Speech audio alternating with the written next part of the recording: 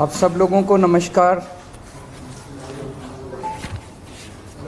पिछले लगभग 1 साल से भारतीय जनता पार्टी चिल्ला चिल्ला के कह रही है कि दिल्ली में कोई शराब घोटाला हो गया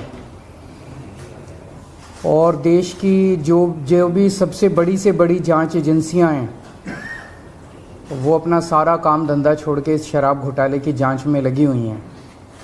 तो मैं समझता हूं कि उनको अब तक तो शराब घोटाले के सब कुछ मिल ही गया होगा, सारा पैसा भी मिल गया होगा, सब कुछ मिल गया होगा। तो पहले 2-3 मिनट में इसी पे चर्चा करना चाहूँगा कि शराब घोटाले में जांच एजेंसियां कैसी जांच कर रही है, क्या मिला अभी तक। इसमें मनीष सिसोदिया जी जो कि फाइनेंस मिनिस्टर थे, डिप्टी चीफ मिनिस्टर थे, उनके ऊपर सबसे बड़ा आरोप ईडी ने और सीबीआई ने लगाया है कि मनीष सिसोदिया जी ने अपने 14 फ़ोन तोड़ दिए। तो इन्होंने सबूत ख़त्म करने की कोशिश की। ये सारी जांच वांच करने के बाद इन एजेंसीज़ ने मनीष सिसोदिया पे आरोप लगाया कि 14 फ़ोन तोड़ दिए। ये ईडी की चार्जशीट है, ईडी का डॉक्यूमेंट है ये, जिसमें इन्होंने ये 14 फ़ोन का IMEI नंबर लिखा हुआ है कि ये वो 14 फ़ोन है जो मनीष सिसोदिया के थे और जो मनीष सिसोदिया ने इन फ़ोनों को डिस्ट्रक्ट कर दिया। ये ईडी के डॉक्यूमेंट में है। इसी के बाद ईडी की सीजर मेमो है। ईडी कुछ भी सीज करता है तो उसको मेमो, इन 14 में से ईडी खुद ही कह रही है सीजर मेमो कि 4 फ़ोन हमारे पास हैं। ये इनका सीजर मेमो है, इम्पाउंडिंग ऑर्डर 18 मार्च 2023 का और इम्पाउंडिंग ऑर्डर 5 जनवरी 2023 का। 4 फ़ोन उसमें से इनके पास हैं और एक सीबीआई का ये डॉक्यूमेंट है, 1 फ़ोन सीबीआई के पास है। तो 14 में से 5 फ़ोन तो इनके अपने पास ही हैं जो कह रहे हैं कि मनीष सिसोदिया ने तोड़ दिए। उन 14 में से 5 फ़ोन ईडी और सीबीआई के कब्जे में हैं। बाकी 9 फ़ोन, तो जब इन्होंने ये आरोप लगाया, हम तो छोटे लोग हैं, हमारे पास इतने साधन नहीं थे, लेकिन फिर भी अपने सीमित साधनों से पिछले महीने 1.5 महीने में हमने भी थोड़ी जांच करी तो पता चला बाकी मोस्टली फ़ोन, एक आध को छोड़ के वो भी पता चल जाएगा कहाँ, मोस्टली फ़ोन जिंदा हैं, कोई ना कोई इस्तेमाल कर रहा है। और उन फ़ोन को कोई वॉलंटियर के पास है, कोई कहीं है, कोई कहीं है, कोई ना कोई इस्तेमाल कर रहा है। वो मनीष जी के फ़ोन नहीं है, वो कोई ना कोई इस्तेमाल कर रहा है। वो फ़ोन जिंदा हैं और ये फैक्ट कि ये फ़ोन जिंदा हैं ये ईडी को भी पता है और ये सीबीआई को भी पता है। सो ईडी ने और सीबीआई ने झूठ बोल के ओथ पे, एफिडेविट पे कोर्ट को गुमराह किया और झूठा सबूत उन्होंने कोर्ट के सामने पेश किया, क्योंकि सच तो कुछ मिला नहीं, कुछ था ही नहीं, शराब घोटाला कुछ है ही नहीं, तो निकाले क्या। तो उन्होंने झूठ बोल के मनीष सिसोदिया को फंसाने की कोशिश की, कोर्ट को झूठ बोला। अब ये रोज किसी ना किसी को पकड़ लेते हैं, किसी ना इसको गिरफ्तार कर लिया, उसको गिरफ्तार कर लिया, ये कर लिया। एक कोई चंदन रे, और उनको टॉर्चर कर करके, धमकियां दे दे के, मेंटली टॉर्चर करके, फिजिकली टॉर्चर करके, 3rd डिग्री करके उनसे केजरीवाल का नाम ले लो, मनीष सिसोदिया का नाम ले लो, इनको फंसाओ, उनको किया जा रहा है। कोई चंदन रेड्डी है, हम तो जानते भी नहीं है कौन है।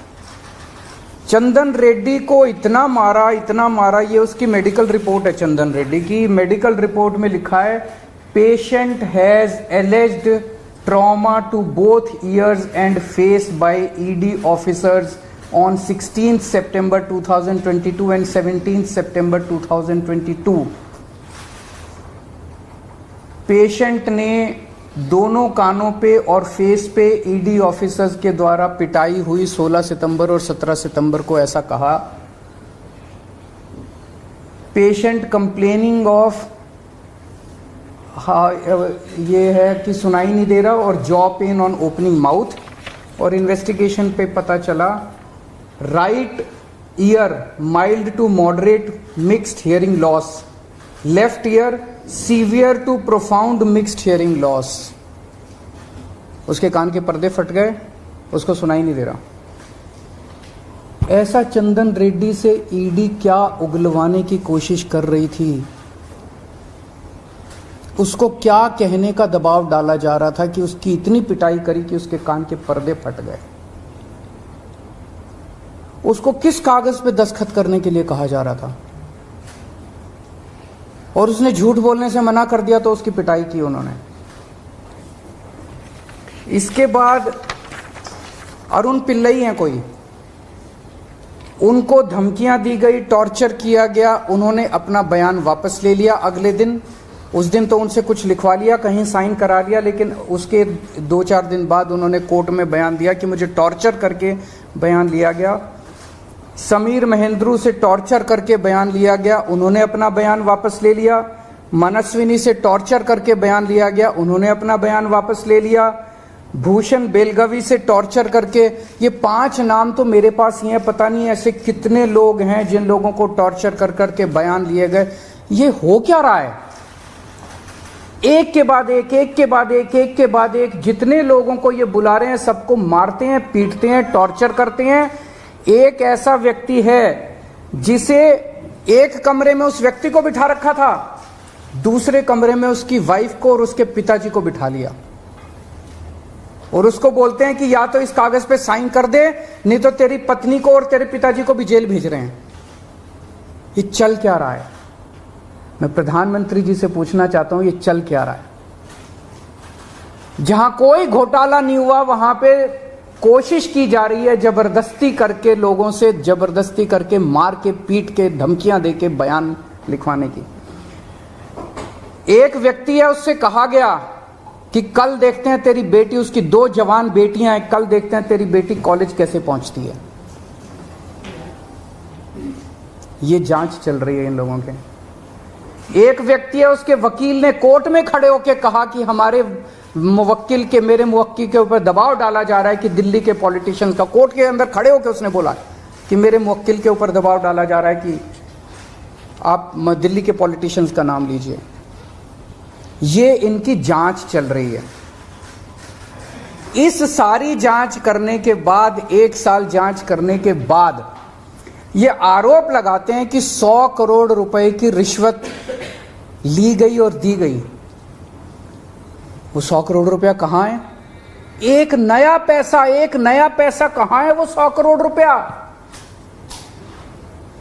सब इतनी 400 से ज्यादा रेड हो चुकी हैं। मनीष सिसोदिया जी के घर पे रेड हो गई, इतने सारे दूसरे लोग, वो पैसा मिल है कहां? एक नया पैसा नहीं मिला 100 करोड़ रुपए का, ना कोई ज्वेलरी मिली, ना कोई मनीष जी के घर पे गद्दे भी फाड़ दिए इन्होंने, उनके गांव भी हुआ है, उनके बैंक लॉकर भी छान मारे, कुछ नहीं मिला 100 करोड़ में से। फिर आरोप लगाया कि 100 करोड़ रुपया गोवा के चुनाव में इस्तेमाल हुआ है। जी, गोवा के हमारे जितने वेंडर्स थे जिनसे हमने काम कराया था, सारे वेंडर्स पे रेड मार चुके ये लोग। सारे वेंडर्स को इन गिरफ्तार कर करके स्टेटमेंट ले चुके, वहां कुछ नहीं मिला, सारी पेमेंट चेक से हुई है हमारी। सारा हिसाब किताब इलेक्शन कमीशन को दिया हुआ, वहां भी कुछ नहीं मिला। गोवा चुनाव के अंदर इनको धेला नहीं मिला, तो पैसा गया कहां? अगर रिश्वत ली तो पैसा गया कहां? अरे पैसा तो तब मिलेगा ना जब रिश्वत ली गई होगी और रिश्वत दी गई होगी। आज मैं इस प्रेस कॉन्फ्रेंस में कह रहा हूं कि 17 सितंबर को शाम को 7 बजे मैंने नरेंद्र मोदी को 1000 करोड़ रुपए दिए थे। कर लो गिरफ्तार उनको। ऐसे तो कोई भी इस देश में खड़ा होकर कुछ भी कह देगा। मैं कह रहा हूं कि नरेंद्र मोदी को 17 सितंबर की शाम को 7 बजे मैंने 1000 करोड़ रुपए दिए थे। गिरफ्तार करोगे इस बेसिस पे नरेंद्र मोदी को? भाई मेरे पास कुछ सबूत तो हो कहने का। कोई तो मैं कहूंगा भाई मेरे पास ये सबूत है, मैंने दिए थे। ऐसे ही कोई कुछ भी खड़ा होकर कह देगा और गिरफ्तार कर लोगे। 100 करोड़ रुपए दिए, 100 करोड़ रुपए दिए गोवा चुनाव। अरे कहां है सबूत? कोई सबूत नहीं है। ये पॉलिसी इतनी शानदार पॉलिसी थी, ट्रांसपेरेंट पॉलिसी थी, जो भ्रष्टाचार खत्म कर देती पूरे के पूरे शराब सेक्टर में। ये इस बात से साबित होता है कि ये पॉलिसी जब पंजाब में लागू की गई, पूरी कॉपी पेस्ट पॉलिसी है, जब पंजाब में लागू की गई तो इस पॉलिसी से 50% रेवेन्यू 1 साल के अंदर बढ़ गया। 50% रेवेन्यू। दिल्ली के अंदर इन्होंने लागू नहीं की करने दी, पंजाब के अंदर इनकी चली नहीं क्योंकि पंजाब एक फुल स्टेट है। तो मैं मोदी जी को कहना चाहता हूं, मोदी जी अगर केजरीवाल भ्रष्टाचारी है तो फिर इस दुनिया के अंदर कोई ईमानदार नहीं है। मुद्दा भ्रष्टाचार है ही नहीं, मुद्दा भ्रष्टाचार की जांच है ही नहीं, मुद्दा शराब घोटाला है ही नहीं। ऐसा शख्स देश का प्रधानमंत्री जो सर से लेके पैर तक भ्रष्टाचार के अंदर डूबा हुआ है, उसके लिए भ्रष्टाचार मुद्दा कैसे हो सकता है? पिछले मार्च के आखिरी हफ्ते के अंदर मैंने इतने सारे असेंबली के अंदर इतने सारे गिनाए थे भ्रष्टाचार जो इन्होंने किए हैं, इतने भ्रष्टाचार गिनाए थे। इन्होंने तो मेरे को तभी कह दिया था उस दिन, जिस दिन असेंबली में मैंने स्पीच दी थी, शाम को संजय सिंह का मैसेज आया कि अरविंद जी अब अगला नंबर आपका है।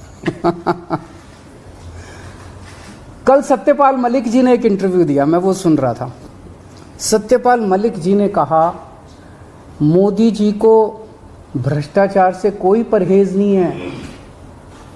ये मैं तो नहीं कह रहा हूं, ये तो उनके अपने गवर्नर कह रहे हैं। सत्यपाल मलिक जी कौन है? सत्यपाल मलिक जी मोदी जी के बहुत खास लोगों में गिने जाते थे। उन्हें पहले उन्होंने जम्मू कश्मीर का गवर्नर बनाया, फिर उन्हें गोवा का गवर्नर बनाया, फिर उन्हें मेघालय का गवर्नर बनाया।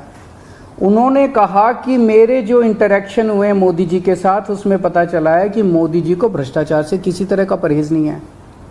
उसी इंटरव्यू में उन्होंने कहा कि इन लोगों के कुछ मुख्यमंत्री हैं जो भ्रष्टाचार करते हैं, खूब पैसे इकट्ठे करते हैं, लेकिन वो सारा पैसा मुख्यमंत्री अपने पास नहीं रखते, वो पैसा ऊपर भेजते हैं और वहां से वो पैसा उनकी दोस्त की कंपनियों के अंदर इन्वेस्ट होता है।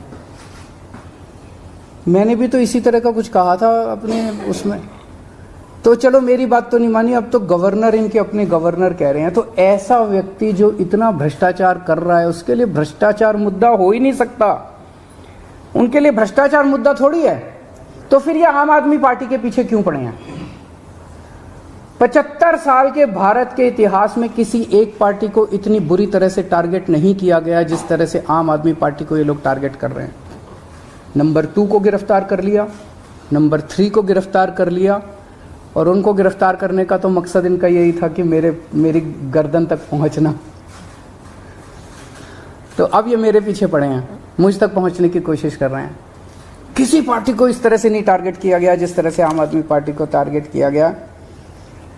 उसका एक कारण है, वो कारण है कि 75 साल के बाद आम आदमी पार्टी ने इस देश को एक ऐसी उम्मीद दी है जो कि कोई पार्टी नहीं दे पाई।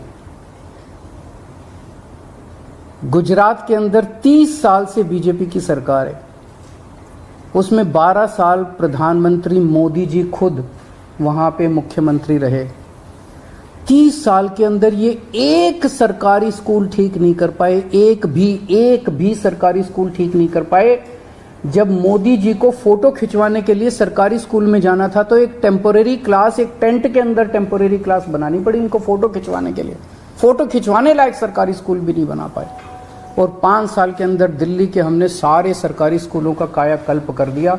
5 साल के अंदर हमने सारे सरकारी स्कूल ठीक कर दिए।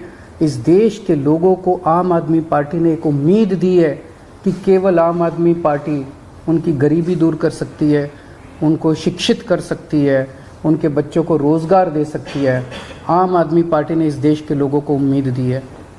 प्रधानमंत्री जी उस उम्मीद को कुचलना चाहते हैं। प्रधानमंत्री जी नहीं चाहते कि वो उम्मीद आगे बढ़े, क्योंकि अभी तक इन सारी पार्टियों को की मिलके जो लूट चल रही थी, अगर इनको स्कूल बनवाने पड़ गए, इनको अस्पताल बनवाने पड़ गए तो उनको लूटने के लिए पैसे नहीं बचेगा।